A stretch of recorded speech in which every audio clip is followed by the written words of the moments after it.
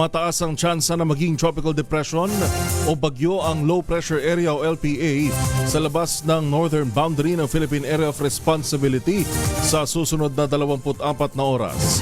Ayon kay Leanne Loreto ng Pag-asa, ang LPA sa labas ng PAR ay huling namataan sa layong 765 kilometro silangan hilagang silangan ng extreme northern Luzon. Sinabi ni Loreto na bagamat hindi ito inaasahan direktang makaapekto sa bansa, ang weather system ay maaaring panandali ang pumasok sa PAR bago muling umalis. Kung sakaling lumakas pa ito bilang tropical depression sa loob ng PAR, ay tatawagin ito sa pangalang Fabian. Base sa historical data, sinabi ni Loreto na 2 hanggang 3 bagyo ang maaaring mabuo sa loob ng PAR ngayong buwan. Samantala, binabantayan ng Pag-asa ang cloud cluster sa silangan ng Mindanao na may potensyal na ma-develop bilang isang bagyo rin. Ang southwest monsoon naman o habagat pa rin ang makaaapekto sa central at northern Luzon, ngunit inaasahang unti-unti itong hihina sa mga susunod na araw na magdadala ng magandang panahon.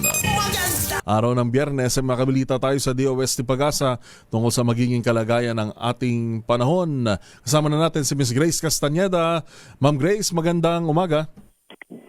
Yes, magandang umaga din po sa ating lahat. Sa kasalukuyan nga po, meron tayong minomonitor na LPA sa labas ng ating area of responsibility. Huli itong namataan sa layong mga southbound 160 kilometers east-northeast ng extreme northern Luzon. And mataas po yung chance nito na maging bagyo within the next 24 hours. At posible rin po itong pumasok sa loob ng ating area of responsibility ng panandalian, ngunit nakikita po natin is wala itong magiging epekto sa anumang bahagi ng ating bansa. At sa kasalukuyan nga po, patuloy pa rin apektado ng habagat yung bahagi ng Luzon at Visayas. May mararanasan pa rin po tayong makulimlim na panahon dito sa area ng Ilocos Region, Batanes, Babuyan Islands, Abra, Benguet at sa bahagi din ng Zambales. Mataas pa rin po yung chance ng mga kalat-kalat na pag-ulan, pagkilat at pagkulog. Most likely, light to moderate po yung ating mga pag-ulan, ngunit meron pa rin pong posibilidad nung kung minsan ay malalakas na pag-ulan, lalong-lalo na po yan